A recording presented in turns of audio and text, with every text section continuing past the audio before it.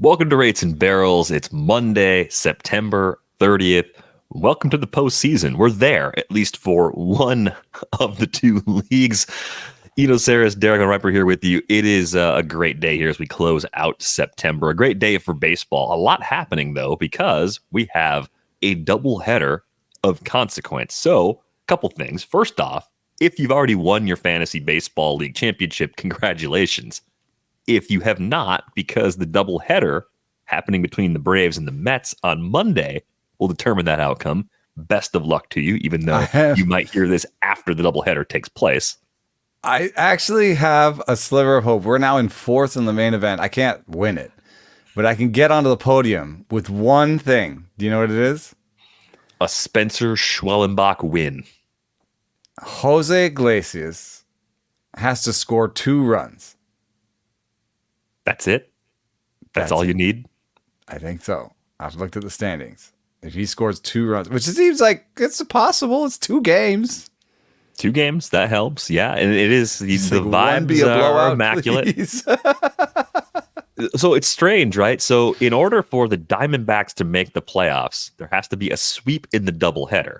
If there's a split, each team playing in the doubleheader goes to the playoffs. I know, and bizarre scenario. The incentive structures are such that the first team rests all the team that wins the first one rests all their guys and doesn't start their best pitcher in the second game and lets the other one in. But you could still win that game anyway. Like you'd still try within the game, even though you're pulling starters and giving guys a day off because of the tight travel schedule. I was thinking that when Martin Perez was pitching well early for the Padres yesterday, and they were talking about how it'd be in their best interest to lose. Because if they lost, then they would have to, the Braves and Mets would have to play a doubleheader right before one of them played the Padres. And Martin Perez was still competing, until he blew it up and they lost that game. But they'll still compete. Also, it's the Mets and Braves, and they have a long history. So it's like, I don't think that they just want to be like, oh, yeah, why don't you join the postseason with us, gentlemen? Yeah. Well, that's part of it, too, is like 2 division rivals playing this doubleheader makes me think that even the guys that get the day off, like the backups are excited to play. They're going to do something and try and knock out a rival. So we'll see how it plays out on Monday. Good news is the AL field is set. That's going to be the focus of today's episode. Before we get into that, a reminder, you can join our Discord. Lots of lively conversation in there. Be sure to check that out. The rabbles are roused in the Discord right now. I got to say, shout out to mheller15 for a thorough breakdown of what we've discussed on the show in the second half and how we didn't talk very much about the Detroit Tigers, who have made it into the playoffs against really all of the projected playoff odds. If you want to know, how did we get here? I mean, why didn't we talk about the Tigers more? Look at this chart. Look at the path they took into the playoffs. These are the 6 AL playoff teams and the teams that fell out of the race when the Tigers surged in September, odds-wise. They are not shown there, but they have the kind of inverse tumultuous falls at the end that you'd expect. And I think the simple answer to the question is we just didn't think they were going to make it. Like, they played very well over the course of the entire second half. That probably deserved more of our attention. They went 49-32 in their last 81 games, 17 above 500. That's a great stretch. It was the 3rd best finish in Major League Baseball this year. The Padres went 52-29. The Diamondbacks went 50-31. So they played on that level for 81 games. Absolutely deserved more attention than we've got. But the question really is, how does this Tigers team match up with the Astros? I mean, the Astros have gone to 7 consecutive ALCSs. This is one of the best teams we've seen in modern baseball history.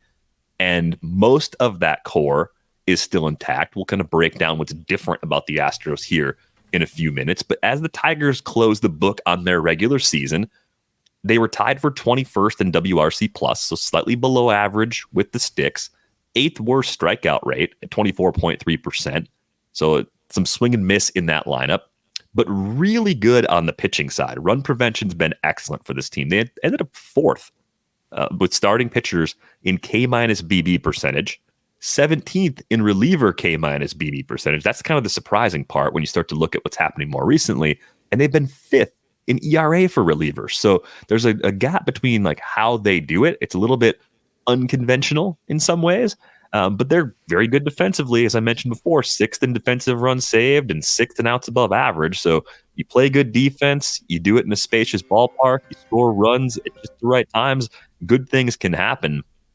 What do you make of the pitching as an entire unit? Tarek Skubal should win the AL Cy Young. He's fantastic. Anytime he takes the ball, the Tigers are probably favored in just about any matchup that they play. The questions really come after Skubal. Like, how do they cobble it together, and can they rely as much on this bullpen throughout several postseason series and continue this great second half deep into October? Yeah, I mean, just a note about why Skubal's stuff plus numbers don't necessarily line up with his results, and I would just say he's a lefty. We're going to be changing the model a little bit under the hood. I would say do something like add 5 points of stuff plus to what Skubal does, and he would be he'd go from 104 to 109, 110. He'd be a top 10 qualified starter in stuff plus. Even among a larger group of players, he would be on par with Sonny Gray and Logan Webb, and just a little bit behind Bryce Miller. And then you're adding the fact that he has command on top of that, because some of the guys ahead of him in stuff plus, like Pepio or Bradley or Snell or Rodon, they don't have good location pluses. So Skubal is part stuff, undervalued by the fact he's lefties, and part the fact that he combines it with really good command as well. So I think that's not the biggest mystery for me, and I'm a little bit anxious to get that lefty adjustment, and so I have to stop talking about it. It's just kind of embarrassing. Anyway, as it comes to the rest of it, I mean, I see some of the vestiges of that 107 win season from the Giants in the way the Tigers made this work. There was openers and bullpen games, and their pen ranks well by command. So it's a top 10 pen when it comes to location plus, if not stuff plus. So some part of it is just not giving up free passes, not giving up as many homers, and then using the park to some extent to help you along. They do not do well in the projections when it comes to stuff-based projections. So some of this might just be that Skubal's a little undervalued, and a better projection for him would change things. But right now, among starters, and I only use the top 4 starters, the Tigers have a sort of mid-level rotation for the playoffs, and they have the top 4 relievers, the worst bullpen in the playoffs other than the Royals. So those two, so I don't love this Tigers bullpen. I love Tarek Skubal. I don't love the pitchers behind him. I think there's a lot of questions. Casey Mize, is the 89-mile-an-hour slider that he threw in the last outing his path to success? And what happened? Why did his command fall apart in the 5th inning? Is he only like a 3 or 4 inning guy? Reese Olson, the stuff did not come back with him after the injury. Is it on its way, or is it not going to come back all the way? Cato Montero, I think of as maybe just kind of a 2-pitch guy that sometimes runs into problems third time through the order, or just generally he's inconsistent. I mean, he's just really inconsistent start to start. So I mean, one of those guys could step forward. I kind of like Casey Mize the best, but one of those guys could step forward and change the tenor of a lot of this. The way that Jackson Jobe could step forward in the bullpen and change the tenor of that unit as well. So you could see a future in which Casey Mize, Tarek Skubal, Jackson Jobe, Jason Foley, and Will Vest pitch 80% of their innings. Or at least in wins.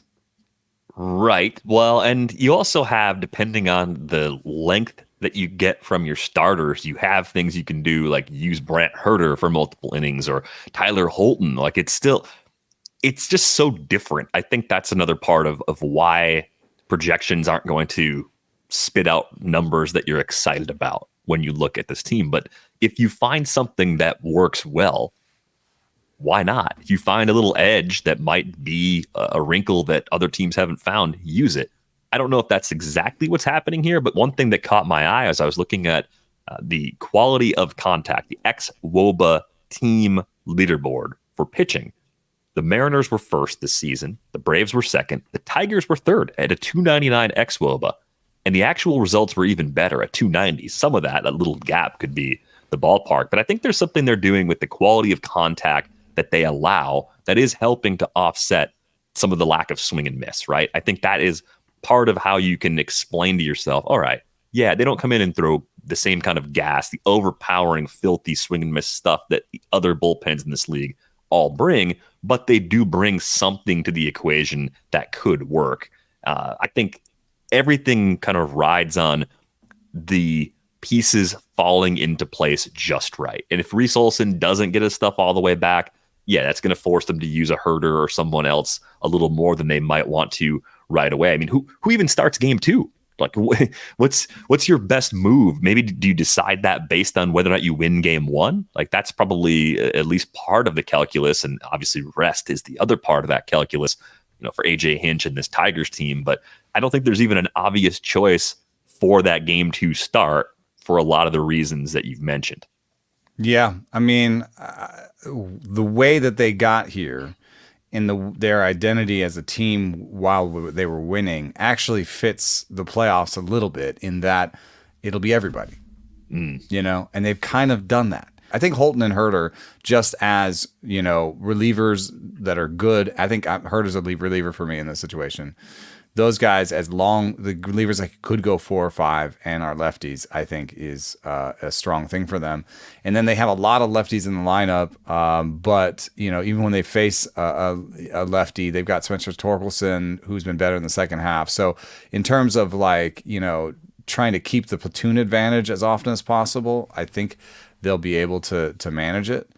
And so I would start Mize second, with Herder actually as the backup plan, because maybe not. Mize has reverse platoon splits, so maybe Montero as the fifth inning guy.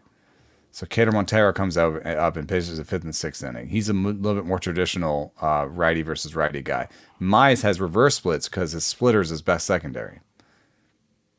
So I think of Mize, Montero second game, and then the last game is Olson and Herder and everybody.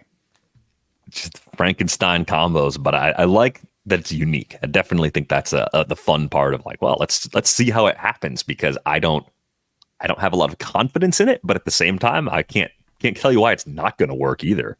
Yeah, now, I mean, one of the things that also has happened is the stepping forward of Riley Green into near superstar. Like he's right sort of on that border. Four-win season is kind of like an all-star. And I talked to him a month ago or so about how he turned his max EV into barrel rate over time. And he came into the big leagues and hit 112 miles per hour in his freshman year, and had a 109 ISO. Riley Green did. So that was that typical situation where we're looking at these numbers and saying, well, the top end bat speed is there, the top end exit velos are there. Is he going to develop into it? And then he did what we all hope that a player does when we see good max EVs and not as good barrel rates. He just added fly balls and added more launch angle. And when I talked to him about it, he said, I came up and I basically led the league in ground ball rate my rookie year. And since then, my emphasis has been putting the ball in the air. It's gone from a 56 ground ball rate, Riley Green, in his rookie year, to 43.6 this last year. So now he's a guy, he talks about doing it with timing much more than mechanics. And so he's really found a spot here where the strikeout rate's the best it's been, the walk rate's the best it's been, the power's the best it's been. And he's 24, left-handed, just all-around game. I don't know if there's another level necessarily, but this is a really good level. And Parker Meadows came back and was more aggressive. When he came back, I think he was a little bit passive at first because that's just his game has been to take walks. This more aggressive player that he was when he came back up with the swing rate up allowed him to tap into good batted ball velos and put the ball in play and he was a much better player second time around. Torkelson has also been 25% better than league average since he came back. So, and Colt Keith has done his ups and downs. They just all seem to be lined up in the right direction. I would say that, if you put together, the April and May versions of this lineup, you wouldn't pick the Tigers to win this series. No, recent form, has to mean something. And I also wonder if they've embraced the no one believed in us, but we're also kind of playing with house money vibe of, hey, like what the pressure's on Houston. The pressure's on the team that's been here and is expected to be here and is expected to go back to the ALCS. So let's just do what we do and maybe it'll actually work. And the other part of the lineup that I think deserves a mention, just Kerry Carpenter. He's been great on a per game basis. I think I've been skeptical in the past because of the age at which he arrived in the big leagues, initially having a little more swing and miss than he's shown each of these last two seasons. I think if we'd seen a completely healthy season from Carpenter, we probably would have seen 30 home runs from him for the first time as a big leaguer. And I think more people would have been talking about it. I think we would have talked about it more. I think that absence probably curtailed some of the excitement about what he's been able to do with the bat too. So it's a decent lineup compared to what you see for the overall results. I think you mentioned before the addition of Trey Sweeney from the Jack Flaherty trade at the deadline gave them a more credible shortstop than Javier Baez at the plate. So that also just brings up the floor a little bit for this group. And they get a couple of veterans like Matt Vierling's had a nice year, Mark Canha, a couple guys that can mix and match that also give them some help from the right side as well. Because as you mentioned before, they do have a bit of a lefty heavy lean for some of their more important bats. But those two veterans plus Torkelson, who hasn't been great since coming back, but hasn't been awful either. Maybe there is just enough here to find a way to put some runs on the board. And it's hard to pick against the Astros, though. I mean, what team, like which lineup are you taking? I have to take the one with Tucker and, with we have Tucker, Altuve, and Bregman. Even if Alvarez doesn't play, like there's still some questions about Alvarez's status for the series. He's going to try and hit on Monday, according to the Athletics channel, the Rome. But it does hurt them a little bit if he leaves because he's the big bad power threat. I mean, Altuve can go yard, Bregman can go yard, Tucker can go yard, but they're not the same way. I don't think pitchers are as frightened by those three as they are by Yordan Alvarez. Yordan Alvarez is one of the big best hitters, three best hitters in the game, I think. Top three, top five. I mean, elite of the elite is up there. Yeah. Yeah. And so, if he's out, I think there's a little bit of a sliver of daylight because, we're talking about a Tucker that missed so much of the season that it's hard to imagine that he's all the way back. He has been pretty good in September, but I mean you just never know if there's any pain there still or what he's dealing with. And then Altuve, he's been an ageless wonder, but there's still this is one of his worst seasons ever, but still 27% better than league average. I love that. He's such a good player. And then Bregman is like kind of notoriously streaky for a guy that doesn't strike out that much. His power, I think, comes and goes. And they were even joking about it on the cast where they were, he's got his swing, and because that's how Bregman talks. He's like, oh yeah, I've got it figured out. I've got it. I'm about to, like the one time he told me I'm about to hit like 25 doubles and 15 yaks in the second half. You're like, okay. Did he? He got sort of close actually. He has a pretty good idea of where his swing is, and so I don't normally report on something like, oh, what has he done in the last month or whatever. But September, October, 23% better than league average with a 244 ISO.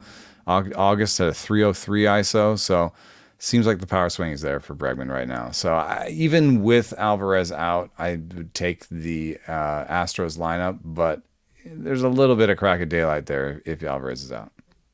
Yeah, I think that's a really good point. I mean, Tucker's looked like himself for the couple of weeks since coming off the injury. He's got a 180 WRC plus on the season. I think we've compared the ceiling for this lineup to being somewhat similar to the Yankees if both Tucker and Alvarez are in it. I mean, for the year, they're tied for fifth in WRC plus at a 111. They're Some of the secondary strikeout pieces rate for the Astros lineup would be better than the Yankees. A lot of them. Yeah, I think a tick better. I think it's close. If you take Judge and Soto over Tucker and Alvarez, of course, whatever, that's fine. Yeah. But I would take Pena, Altuve, Bregman, those guys over the secondary crew, especially with Eno and Diaz. Like that's a pretty good foursome that I'm not sure the Yankees match.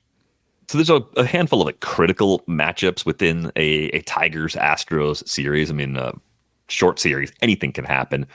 I think Houston's continued ability to limit strikeouts with that lineup makes them extremely pesky. And if you don't have a group of relievers that can miss a ton of bats, I think you're looking at some very stressful plate appearances, not only for that Tigers bullpen, but also for Tigers fans. Imagine these games being one-run games, and you're going through the heart of the order with good relievers that don't miss bats, but Astros hitters that can foul off a million pitches and just make things extremely uncomfortable. I think that's sort of where this little series could be won. This short series could be decided on those kinds of margins. I mean, the Astros A bullpen is still excellent between Brian Abreu, Ryan Presley, Josh Hader.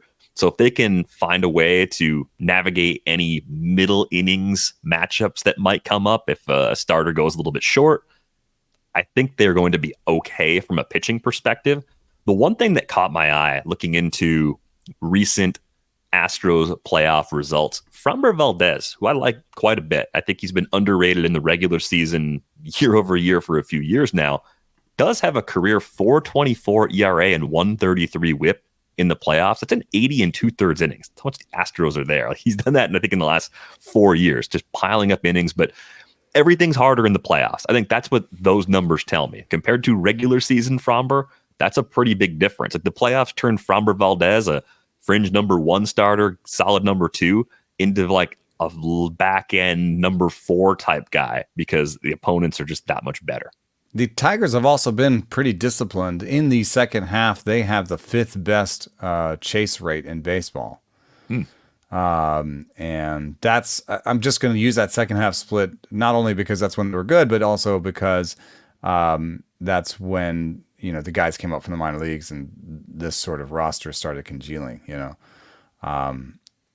So that's, there's going to be a common story for me, and this is going to come up in the next one as well, which is just, the story is this: you come in, the Tigers are disciplined, they force Framber into some walks, get some people going on the base pass, get a timely hit, and Skubal dominates game 1, and they just have a win in the pocket, and they have 2 chances to scratch one out against the teams in games that they won't be, it won't be as 50-50, that it'll be favored for the Astros.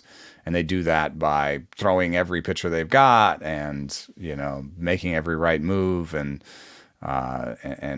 finding the way through to victory. I think it's an ace-born strategy, ace-led strategy. That's what, I think will happen for some of these other teams without the same depth as other teams, without the same bullpen as other teams, without the same lineup as other teams. But we've seen strange things happen. I'm going to pick the Astros, though, because I think even with Jordan out, they just have superior depth, superior bullpen, superior rotation beyond the aces. And I think they can make it happen even if they lose game 1. Yeah, my lean has been the Astros too, but I say that as someone who really does want to give the Tigers their flowers, even if this is where the ride ends, because it was a great second half and it's a team with a big up arrow next to their name beyond whatever happens in this postseason. Who ends up going to Cleveland for the ALDS? All right, we're both on the Houston side of this one. When they get there, I was just thinking about this too. The Guardians went 7-6 against the Tigers during the regular season, but they had a -10 run differential. So the Tigers actually outscored them. And I think the big question I have if the Tigers advance is there eventually going to be a price to pay for using their relievers as much as they have, right? Will they begin to fatigue a little bit more as the series start to get longer? There is research that says that exists. I mean, there's a piece in Baseball Prospectus about how every pitcher reliever throws over the course of the season makes them worse. Yeah. So a lot more to come on Cleveland once we know who their actual opponent in the ALDS is. I think if you're Cleveland, even though you had battles with the Tigers in the regular season, I think you feel more comfortable matching up against them than you do against Houston for some of the reasons we outlined in that matchup breakdown. And there's questions about this Cleveland team. You know, what happens after Tanner Bybee and Gavin Williams, and how much can they lean on what was the league's best bullpen by ERA? And having that rest sort of helps the bullpen. Having that rest maybe works against your lineup a little bit, though, too. So kind of curious to see how all of that is going to play out. Let's shift the focus over to the other AL wildcard series, Royals and Orioles. This Kansas City team is tricky. Recent form didn't exactly help, right? They stumbled a little bit down the stretch, but they're in. They're 20th in WRC plus at a 96, third best in strikeout rate, though, 19.4%. Their starters are top 10 in strikeout minus walk rate at 15.9%. The relievers for the season grade out poorly, but it's really important to note they have changed their bullpen a lot since the trade deadline by adding Lucas Erceg, plus getting a lot from Daniel Lynch and Chris Bubich working in relief roles. So when I start to think about the Royals, you know, I also look at the quality of the rotation and how much they let those guys work between Lugo and Cole Reagans in particular. Like, they can go 6+ and then turn it over to 3 relievers, and that could just be curtains, especially in a shorter series, because that might just be the script. Like, pitching and defense might be their script, because a lot of the questions revolve around what this group of bats will do behind Bobby Witt Jr., right? Bobby Witt Jr. has been Yordan Alvarez at the plate this season, but with 30 steal speed, and then in the field playing elite defense at shortstop. It's amazing. In a year in which Aaron Judge doesn't do Aaron Judge things, I think we're probably talking about Witt as an easy favorite for the AL MVP. So you have a superstar, and then you've got 3 above average bats by WRC plus around him, and one of them is questionable to play in this round. Vinny Pasquantino could be back for the wild card round. He hasn't played since August 29th. So what do you think the Royals are going to do with their lineup against the Orioles pitching? Like, that's the question. Like, can the Royals bats do enough against that group of pitchers? I don't know. They've sort of congealed or coalesced around this post deadline lineup, which has been mostly the same. Tommy Pham at the top. Sometimes against, this is an Adam Frazier at the top lineup I'm looking at. But one of those 2 guys at the top, the middle is sort of Witt and Sal Perez. I'm looking for a different one. I think Saturday they must have rested guys, because Pham, Witt, Massey, Perez. That's a pretty good foursome. Massey has good power. Pham has not been walking with the Royals, but he has a good eye. So I could see him being an asset to them in those 4. But I think it really falls off after that. I mean, Yuli Gurriel, Robbie Grossman, Hunter Renfroe, Garrett Hampson, Kyle Isbell, Michael Garcia, I think, has been a disappointment this year. I mean, I don't think a pitcher's afraid of anybody in that 5-some, and I'm not sure. I mean, Pasquantino can help because he'll just push somebody out of a seat, but it's not been good down there, and I think that this Royals lineup is really going to struggle. We haven't had a lot of teams go deep into the postseason with below average lineups. It just hasn't happened. I don't think it's ever happened. I think we had one World Series team, let alone no World Series team that has won had a below average lineup, and only one World Series team existed. It was one of those Braves ones. Yeah, 90s Braves is sort of your template you have to follow if you're going to get away with a below average lineup and make a deep run in October. I'm not sure that the Royals pitching depth, Waka and Singer, both have had nice years. I don't think they quite fit into the back end 90s Braves rotation level. Bullpen, again, maybe if they can stick to their A relievers is fine. But that's the question I'm going to have for this team is like, what's really going to happen against top level pitching? And then flipping the question the other way, it's like, what do you make of the Orioles pitching right now? And Corbin Burns, we've talked about how at prolonged points during this season, the strikeout rate's been down and the stuff hasn't been quite the same as we've seen from him during his peak years. He's still getting good results, but not elite results. He was just napping. Yeah, was he just saving it? Because everything's been different down the stretch.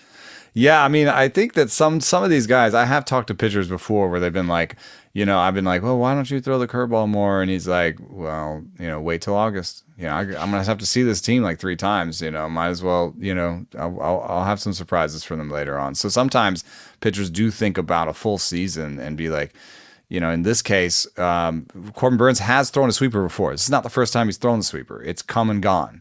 Right. But he did not really throw the sweeper for the first 4 months. And then in the last month of the season, he started throwing it. Also, his cutter, he added 3 inches of drop to his cutter in September. Well, guess what happened in September? He had a 1.2 ERA with his 27% strikeout rate, the best strikeout rate of the season. And again, like I don't want to fall into this fallacy of like, narrative and he's hot or whatever. There are supporting aspects to that hotness. In this case, he's changed his mix. He's a new pitcher. He's better stuff. He had, what do you say, like a 133 stuff plus in September? Like ticked up. Yeah. So I think he's a formidable ace. He's an ace of aces. He's going to go toe to toe with Cole Reagans, who again suffers from the lefty penalty. I know, but I think that'll be a really fun, low scoring game. And then once you turn the page from there, the projections and what has happened over the course of the season kind of go in different directions because I have these Stuff Plus based projections. Where I took the top 4 starters from every team, and they are park neutral. So I removed the park. This is as if they were pitching in the theoretical 0 park factor. You know what I mean? Like in the middle, the average park. And the Royals ended up with the worst rotation in my sample with a 4.2 ERA projection with PPERA. So. With this sort of park neutral one. The Orioles are only, between the Royals come the Guardians and the Brewers, and then it's the Orioles.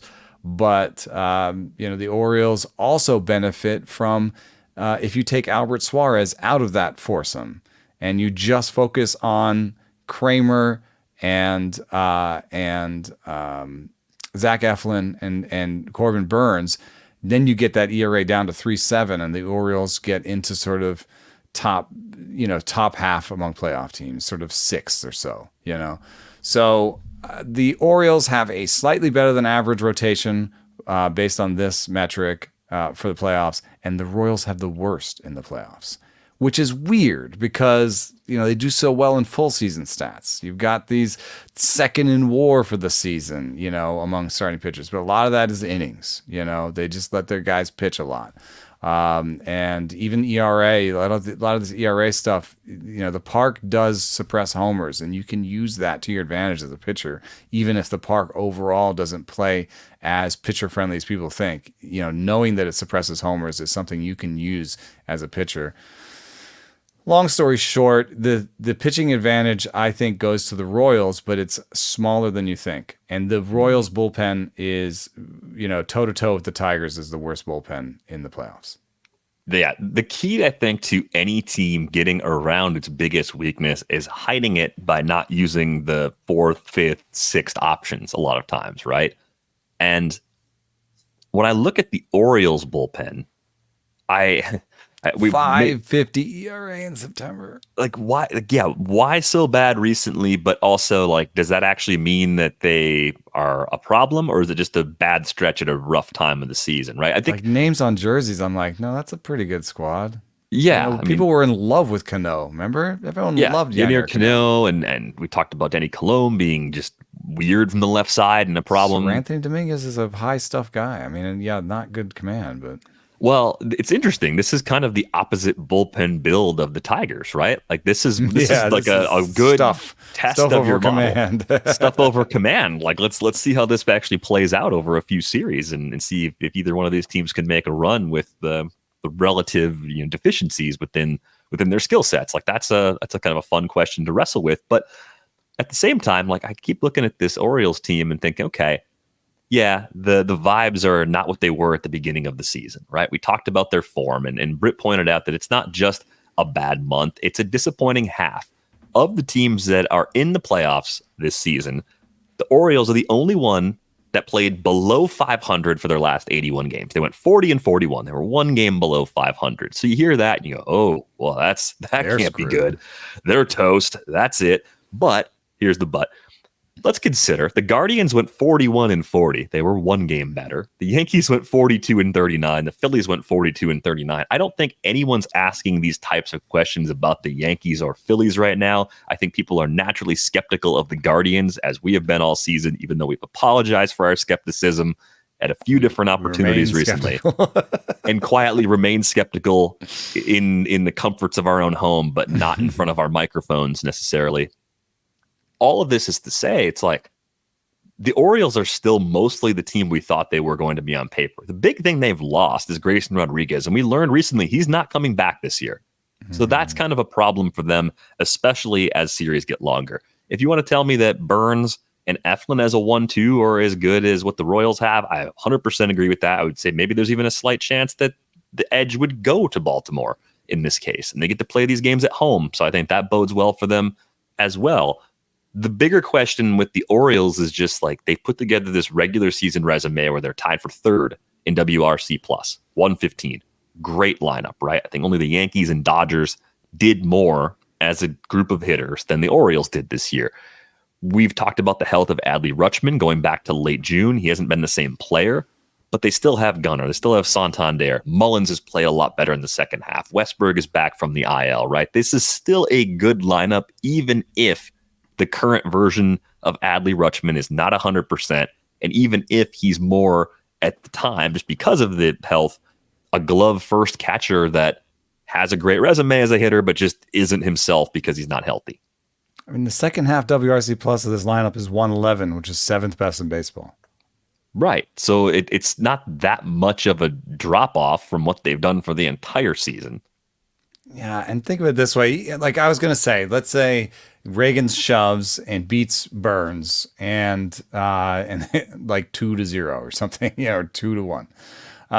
And then I would say, oh, well, then everything's got to flip and the Royals are in charge because they're coming out with Seth Lugo in the second. Yeah, but people have gotten to Seth Lugo before, and I'm not that afraid of Brady Singer, and so you're going to have chances, and this lineup is better than people think. And I don't think that they're going to get shut out for a whole series, against a team that they've even really seen recently. You know what I mean? Yeah, it's tough because like Lugo versus Eflin coming into the season, we would have called that probably an even matchup, right? And now it probably favors Lugo. Even. I don't know. I think it's more even than people want to admit. All right, because you think there's some recency bias kind of cooked into how well Lugo pitched this year. Yeah. All right. Well, what's the prediction? So do you think the Orioles can shake off their second half cobwebs and take care of business at home? I really wanted to pick I thought that the Orioles and Royals had played before recently. No, early in the season. And that was when the Orioles were cooking. They won a game 9-7. Corbin Burns over Cole Reagan's 9-7. That's exactly how you'd expect that game to play out, right? After I just said it's going to be 2-1. Yeah. So anyway, I wanted to pick an upset because upset happen, and especially in the wild card round. But I think that the upset I'm picking is picking the Orioles despite all the negativity around this team. It feels like an upset to me for them to win in some way. I mean, I don't think it is. I think the main reason is I don't trust the Royals bats to find a way to get enough runs across the board against upper tier teams. I think if it turns into a slugfest, that favors the Orioles, right? I think if it's a duel, it's still close enough where I'm not just going to abandon a team that I thought was one of the, I don't know, 3, 4 best teams in baseball 6 months ago. Maybe that means I'm stubborn, but I think a lot of that quality is still there. I think the question about the bullpen boils back down to this. Can you go on a command heater? It seems like this is a thing that teams bet on. That's what I put in the preview. I was like, if they could just get a good stretch command-wise, then it's going to look a lot better.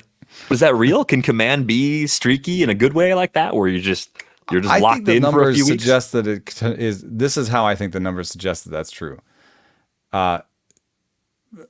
Command numbers are less predictive, which means that they go in and out. Mm-hmm. And it takes a larger sample to know someone's actual command. So I think command is one of those things where, if things are finicky and your hamstring hurts or whatever, you can't necessarily put the ball exactly where you want to put it. There's another thing I think of is John Smoltz always thought that I suggested this. So it's not like Smoltz came up with this, but we had him on the pod and I said, I always had this thought that you were the best postseason pitcher on the Braves because you were a power pitcher, and that lent itself better to October baseball than the finesse that Glavine and Maddox were using. And he was like, I agree. But he brought up the fact that there is a postseason velocity bump on the level of 1 or 2 miles per hour, and that pitchers that are based on command may not necessarily then be commanding it as well, because now it's a mile per hour faster and it's not necessarily going exactly where you expect it to. Whereas power pitchers are more just like, oh yeah, I just throw hard anyway. So maybe there's something to that. You've got the power pitchers going into October, they get the extra tick and they just throw it down the middle, and they don't get as punished for it. I suppose that's a possibility. Now, there's a couple other things. You were kind of rolling your eyes a little. I love that you gave John Smoltz an open-faced compliment sandwich when he was on the pod. And he just gulped it down. He's like, yeah, I am. Thank you. It was delicious.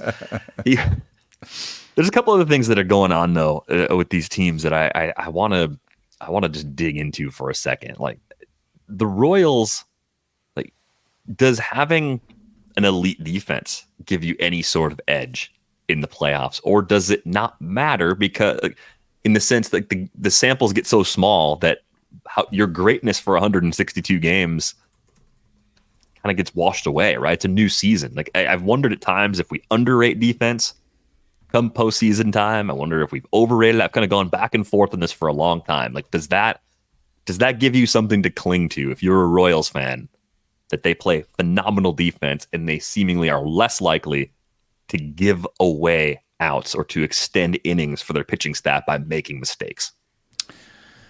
What I found when I took the top 20% of all postseason teams by wins and losses, right, and compared them to the league average postseason team, I found that the top 20% were significantly better defensively than the average postseason team. So there was a difference. Okay. So they had 3.6 WAR of defensive value, and the average postseason team had 2.6. That's a whole win. When it comes to pitching, they had less WAR from their pitching than the average postseason team. The top 20% did. And they had 29 WAR from their hitting, and 26 was the average. So I still think that, having a good lineup is actually what I want the most in the postseason. But it is interesting that the top 20% of all postseason teams had better defensive WAR and worse pitching WAR. So, that kind of splits the difference for the Royals a little bit. Yeah. Because the hitting is bad news for them. But I do think the defense matters. And I think that it really is, it's one of those things where in the postseason, the ball bounces, it is a moment of chaos anyway. And defense, what it does is it just puts you in a better position to not let that ball bounce the wrong way. Not let that one little thing steamroll. Yeah, one bad defensive play can cost you a game, and that can be why you're out of the postseason. The other narrative, I think, around the AL side of the bracket is that all roads to the World Series this year go through the Bronx, right? So you're taking the Orioles over the Royals. I imagine if the Yankees could choose their opponent for the ALDS, they would happily choose the Royals instead of the Orioles, because the Orioles have been a bit of a problem for the Yankees, right? They went 5-8 against the Orioles in the regular season this year. And the Yankees do tick that box this year in particular of having the elite of the elite offense. We've talked about the historically great duo season from Judge and Soto, and we've wondered more recently if they've been able to, with guys coming back from injury, the Jazz Chisholm trade, some of the changes that have taken place, if they've been able to fix some of the warts in that secondary wave behind Judge and Soto. And I generally think they have. I think this is a more complete lineup today than it was 3 months ago. And I think that's the Yankees' status as the favorites in the AL right now seems actually very justified to me. Yeah, I mean, the Gleyber Torres has refound it, which I think is pretty important. And then Jazz Chisholm, I think, it makes it a good foursome. Anthony Volpe has a 29 WRC plus in the last month. Austin Wells is down to 31. Anthony Rizzo's hurt.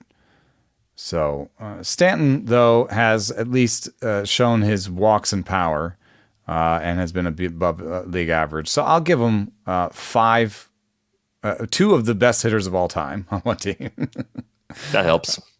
Three good hitters, three good to above average hitters behind him. I suppose, I don't know if I fully agree with you. Wells, though, can run into one, so he's not a terrible one. And then, Volpe is prone to some stretches, so if he can just get on one, that changes things. But I think it's a top heavy lineup. I still take the Astros surrounding squad over those guys. Okay, so you're doing that with the assumption of Yordan Alvarez playing at least by then, even if he's not playing in the wild card round too, right? Mm-hmm.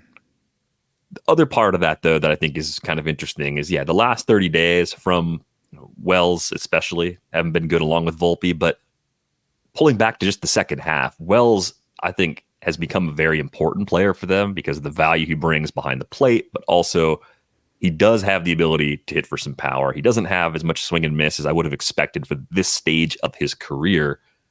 I like a lot of the things he's done this year. It's a 113 WRC plus for the second half as a whole. So even though the last 30 days have been rough, the more recent, larger body of work is still very good.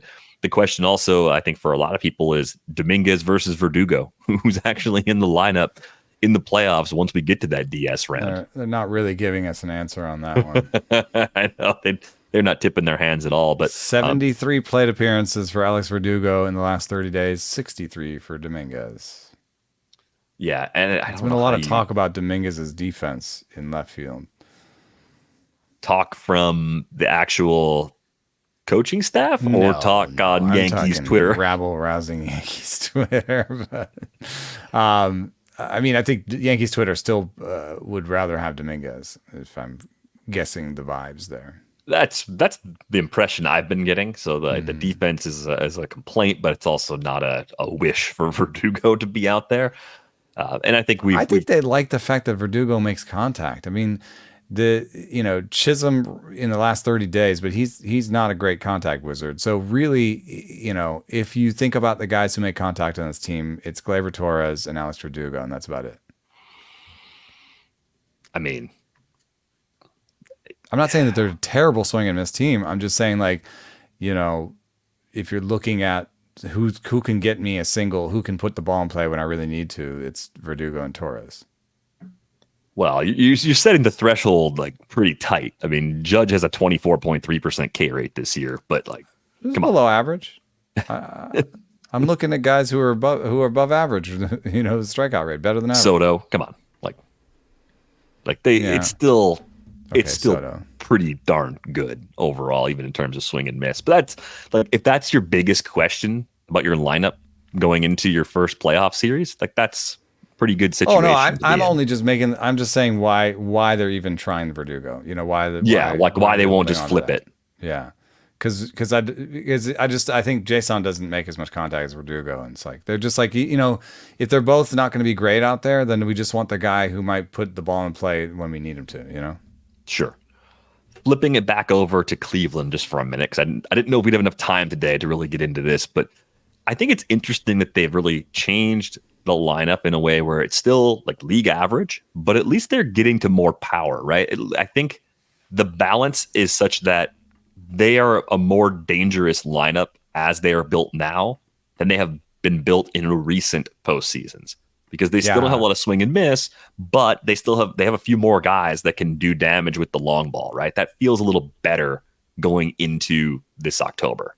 Yeah, I like John Kensky Noel, playing. I like Kyle Manzardo playing. These are guys that can hit one out for you, and they have in big moments. So, that just gives me a feeling that Lane Thomas can hit one out. So, between Jose Ramirez, Josh Naylor, Noel, Manzardo, and Thomas, most nights you have more power threats in the lineup. They're going to be excellent defensively, and they make a lot of contact. So, the worst part of the lineup looks a lot more like the Royals part, but it's a better lineup overall. Yeah, I think the other part of it is that a few of those guys are still young guys that you can project a little more growth onto. And I think some of the Royals, the bottom tier guys like Adam Frazier, Hunter Renfroe, they're more of like what you see is what you get. That to me is the other sort of difference in the bottom half of their respective supporting cast. Like, it's easier for me to talk myself into Bo Naylor getting hot and figuring some things out than it is for me to talk myself into Adam Frazier being a playoff hero. Now that I've said that, Adam Frazier is absolutely mind-blowing at some point. It's going to hit 450 for 2 series. I am so sorry for bringing that upon all of us. But the 2 nice matchups here in the AL wildcard round. Those get underway on Tuesday. The good news is we will have a NL breakdown of those 2 matchups that will come out prior to those series getting underway on Tuesday. It's going to be tight because of the schedule. It's just a little bit tight with that doubleheader getting underway here as we sign off for today's show. Be sure to subscribe to The Athletic if you haven't done so. theathletic.com/rates and barrels. All the great in-depth playoff coverage is available for one low price, $2 a month. Gets you in the door. You can find Eno on Twitter at EnoSaris. You can find me at Derek and Riper. Find the pod at Rates and Barrels. That's going to do it for this episode of Rates and Barrels. We're back with you on Tuesday. Thanks for listening.